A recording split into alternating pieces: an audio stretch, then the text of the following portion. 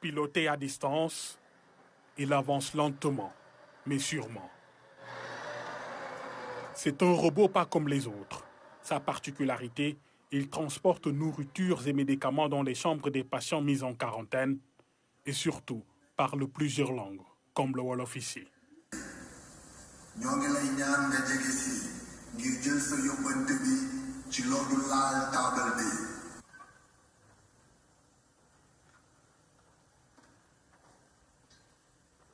Mais Dr Carr va encore plus loin.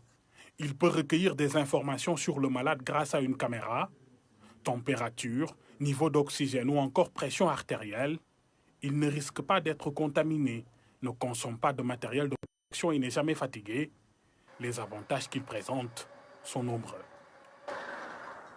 Donc nous avons conceptualisé Dr Carr dans un contexte où aujourd'hui les personnels de santé ont des équipements limités. Et ces personnels de santé-là sont en première ligne dans la lutte contre la pandémie.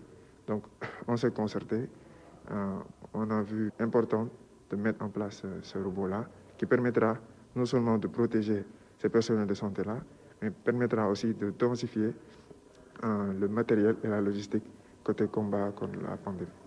Derrière cette innovation, 3 étudiants de l'École supérieure polytechnique de l'Université de Dakar. Parmi eux, Pape Momodou, étudiant en génie mécanique et design industriel. C'est lui qui a assuré la partie robotisation, de la conception à la réalisation. J'ai dû faire appel à des matériaux tels que du bois, l'armature est faite en bois et la plupart des composants ont été imprimés en 3D. Nous dispensons d'imprimantes 3D au niveau du laboratoire de fabrication de l'ESP. Donc, la plupart des pièces ont été imprimées en 3D puis implémentées dans le robot. La politique de l'École supérieure polytechnique est claire.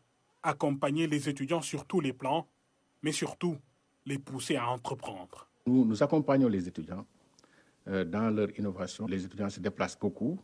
Récemment, nos étudiants ont fait un séjour en Californie, donc pendant 5 semaines, avec un groupe d'étudiants, avec l'appui de l'ADER, où ils ont été formés effectivement dans tout ce qui est création de start-up, etc. Et nous les encourageons aussi à participer à des concours internationaux. Donc l'école finance tant que c'est possible en fonction de ses moyens. Dr Carr va bientôt être déployé dans les centres de traitement pour les phases tests. Reste juste à parfaire le prototype avant l'étape de l'industrialisation.